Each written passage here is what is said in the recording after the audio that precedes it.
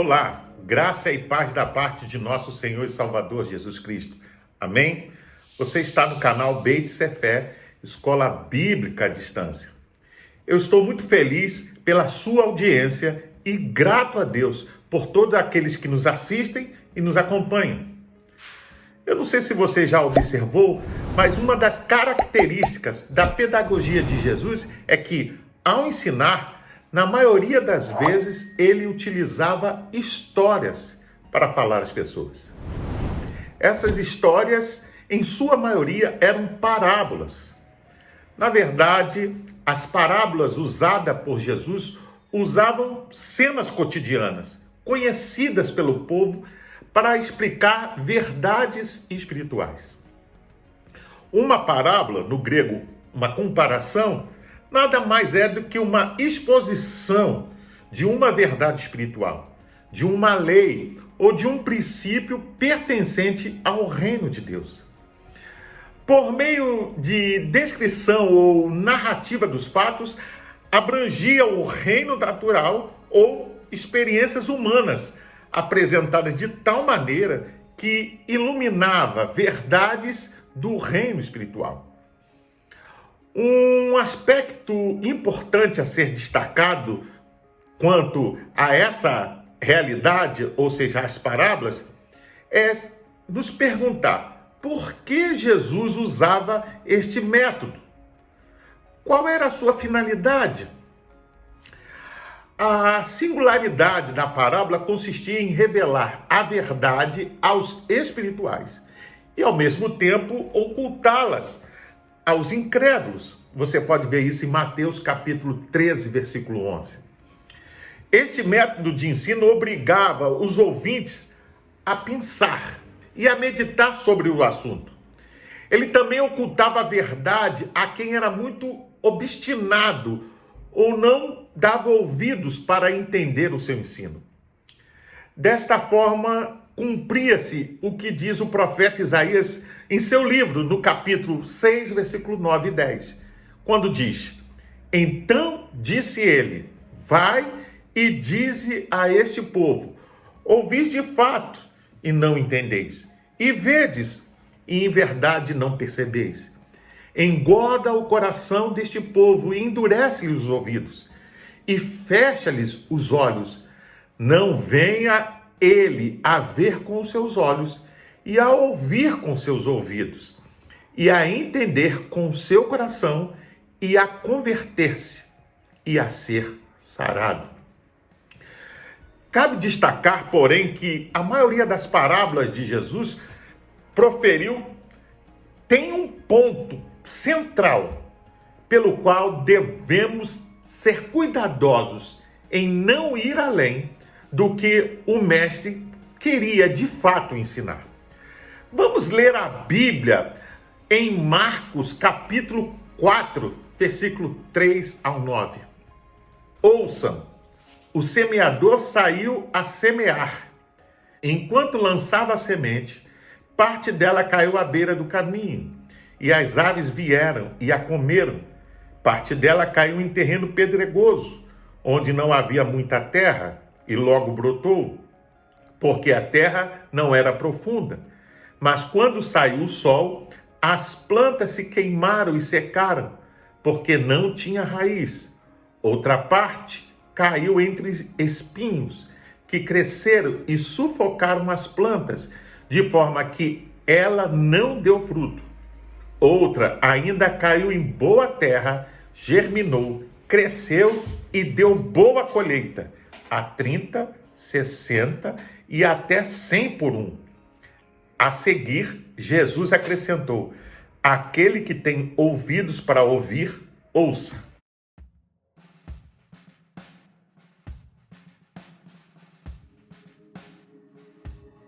Os evangelhos de Mateus, Marcos e Lucas abordam esta parábola. Apesar de narrarem o mesmo evento, pode-se observar, numa leitura mais minuciosa, que os autores têm pontos interessantes entre eles. Esta é a primeira parábola a ocorrer no Evangelho de Marcos, que, de acordo com a fonte, ou a hipótese da fonte Q, teria sido o primeiro livro a ser escrito. Outro aspecto interessante que devemos destacar é que na antiguidade a semente era plantada à mão. Isso mesmo. Os agricultores iam pelo terreno lançando punhados de sementes que tiravam de sacos grandes que tinham pendurado sobre seus ombros.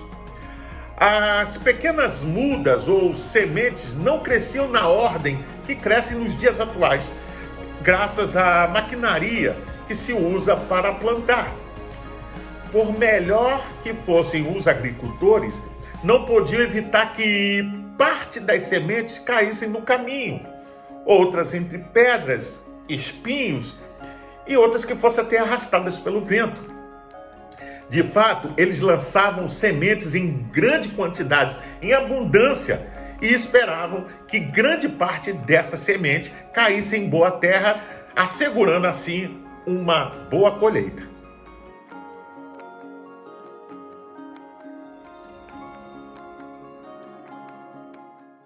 Segundo a interpretação dada por Cristo nos evangelhos, na parábola do semeador, a conversão e a frutificação espiritual depende de como a pessoa se porta ante a palavra de Deus. Paulo, ao escrever à igreja em Roma, diz: de sorte que a fé é pelo ouvir, e o ouvir pela palavra de Deus. Você vê isso em Romanos, capítulo 10, versículo 8 ao 17. E o profeta Isaías diz: quem deu crédito à nossa pregação? Você pode conferir isso em Isaías 53, versículo 1, a parte A. Desta forma, a partir da análise feita por Cristo nesta parábola, ele mostra com clareza que alguém pode crer e iniciar uma sincera vida de fé, mas desviar-se depois, por não resistir à perseguição ou à tentação. Veja o que diz Lucas 8, versículo 13, a parte B. Apenas creem por algum tempo. Outro aspecto que se deve observar é que a semente semeada é a palavra de Deus. Marcos capítulo 4, versículo 14 e Lucas 8, 11 diz: o que semeia, semeia a palavra. Jesus, nesta parábola, descreve diversas atitudes ante a pregação da palavra. Neste caso, aqui representado pela semeadura, ou seja, o ato de semear ou o ato de lançar as sementes ao solo. De fato, nós escutamos com os nossos ouvidos muitos sons, mas nem sempre prestamos a devida atenção. Há, porém, uma forma mais profunda de ouvir, aquela que leva em consideração o coração, que é necessária para captar o sentido da compreensão espiritual das palavras de Jesus.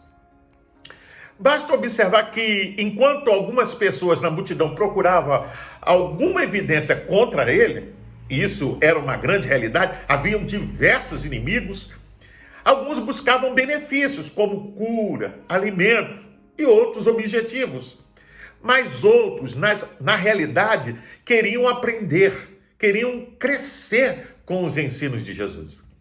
As palavras de Jesus sempre foram dirigidas para aqueles que o buscam com sinceridade. Veja, Deus se revela e revela a sua verdade aos que desejam andar nela, aos que querem vivê-la de fato. Saiba que quando você fala de Deus, sem dúvida, muitos não entenderão, pois não estão preparados, não estão com o coração aberto, não querem ouvir. Por isso, devemos ser pacientes e aproveitar cada oportunidade para falar da palavra de Deus. Devemos pedir ao Espírito Santo que abra os corações, que ilumine as mentes, para que recebam a verdade e a experimentem. Na parábola, Jesus não aborda sobre o preparo da terra por parte do agricultor ou o cuidado com a escolha do terreno a ser depositada a preciosa semente. Observe o que diz Eclesiastes capítulo 6, versículo 11. Semeia pela manhã a tua semente, e à tarde não repouse a tua mão, porque não sabes qual prosperará, se esta, se aquela, ou se ambas serão boas. Penso, por isso, entendo que devemos pregar a tempo e fora de tempo, como pode ser observado em João capítulo 4, versículo 38 ao 42.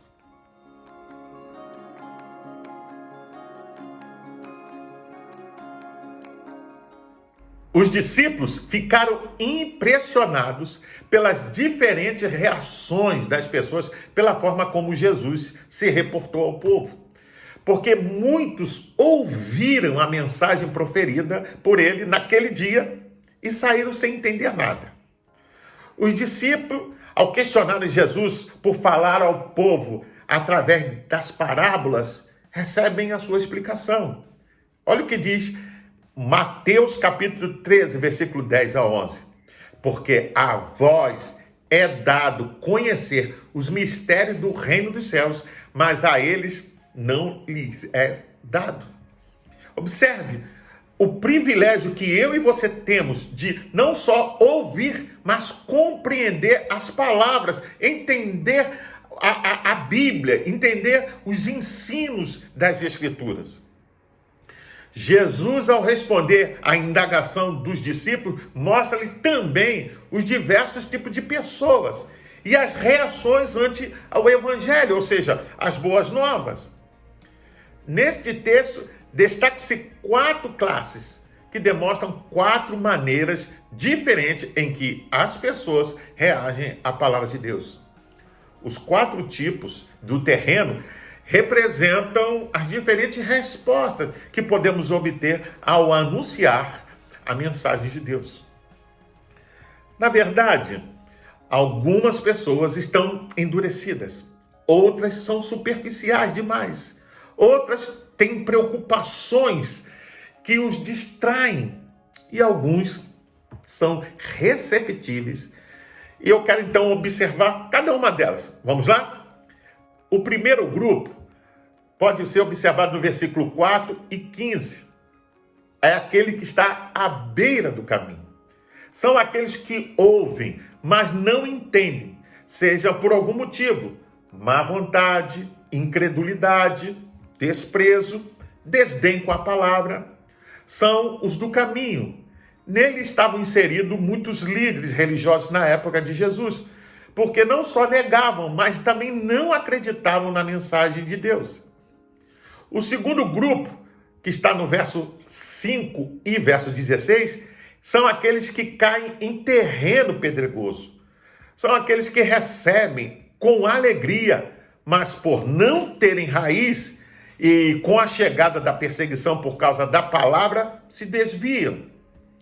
Os de sob a pedra, como as multidões que seguiam a Jesus, confiavam em Deus, mas não estavam dispostos a dar prova disso. O terceiro grupo, versículos 7 e 18, entre espinhos, são aqueles que ouvem a palavra, mas os cuidados desta vida e a sedução das riquezas sufocam a palavra e ela fica infrutífera. Em Lucas capítulo 8, versículo 14, a parte B, diz que eles não dão fruto com perfeição. As preocupações mundanas e a falsa sensação que é produzida pela prosperidade, bem como o desejo pelas coisas deste mundo, infestaram os discípulos do primeiro século. Você sabia disso? Tal como fazem hoje. De fato, as rotinas diárias se recarregam dessas coisas. Uma vida cheia de buscas, de cuidados materiais, nos deixam como surdos ante a palavra de Deus. Os que estão entre espinhos são as pessoas dominadas pelo materialismo. Agora, observe uma coisa, antes de nós prosseguirmos. É importante destacar que se o primeiro grupo, o primeiro tipo, há uma rejeição clara da palavra, no segundo e terceiro grupo há uma certa aparência de sinceridade e de alegria, que são genuínas e que estão presentes. Porém, há dois problemas que precisam ser chamada a atenção e que provocam a deserção. O primeiro é a incapacidade de pensar a fundo o que significa o cristianismo, de dar conta qual é o conteúdo e o preço que terá que pagar por trilhar esse caminho. Você entende? Agora, o segundo fator é que milhares de pessoas que se sentem atraídas pelo cristianismo, mas que jamais, veja, penetra além da superfície. Ficam ali, não é? No raso.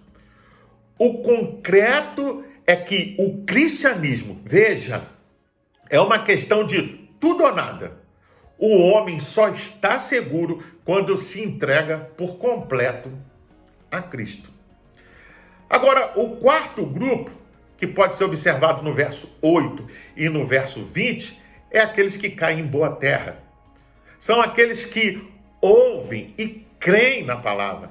Esses dão fruto com paciência e perseverança. Você pode observar isso em Lucas capítulo 8, versículo 15. Jesus falou da diferença na hora da produção do fruto, dando 30, outros 60 e outros até 100. Creio ainda que esta produção ela está relacionada à perseverança, à entrega total, à confiança, à sinceridade no trabalho, o que pode fazer uma grande diferença. O escritor de Lucas, no capítulo 8, no versículo 15, nos traz à lume a explicação da frutificação espiritual, ao dizer que a semente que caiu em boa terra, esses são os que, ouvindo a palavra, a conservam num coração honesto e bom e dão fruto com perseverança. Por isso, não devemos ter inveja se o outro irmão, se alguém ao nosso lado produz mais.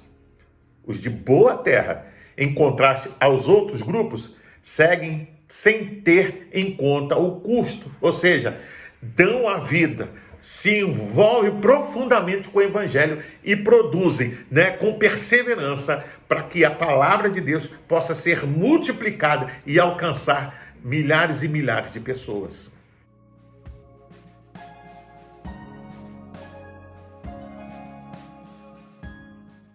Por fim, você já se perguntou que tipo de terreno é você? Como está enraizada a palavra de Deus na sua vida?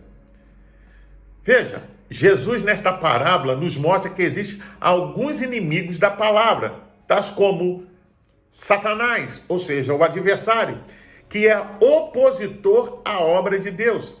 Ele faz de tudo para tirar a nossa atenção do alvo. Ele anda ao nosso derredor, buscando a quem possa tragar. Você pode ver isso em 1 Pedro, capítulo 5, versículo 8. Em segundo lugar, o medo da perseguição. Em terceiro lugar, as riquezas, os cuidados e os prazeres desta vida. Paulo diz que o amor ao dinheiro é a raiz de toda espécie de males. E nesta cobiça, alguns se desviaram da fé e se transpassaram com muitas dores. Você pode conferir isso em 1 Timóteo, capítulo 6, versículo 10. Neste ponto, devemos questionar e perguntar a nós mesmos: o que está acontecendo na minha vida? Estou sendo cada vez mais aprisionado pelas coisas materiais? A palavra de Deus e as coisas espirituais estão se tornando cada vez mais importantes na minha vida ao decorrer do tempo ou não?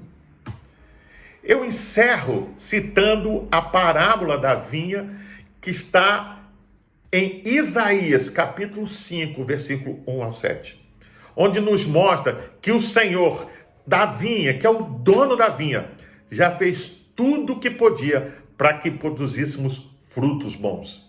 Ele cercou, ele limpou das pedras, ele plantou excelentes vides, edificou nela uma torre e construiu um lagar.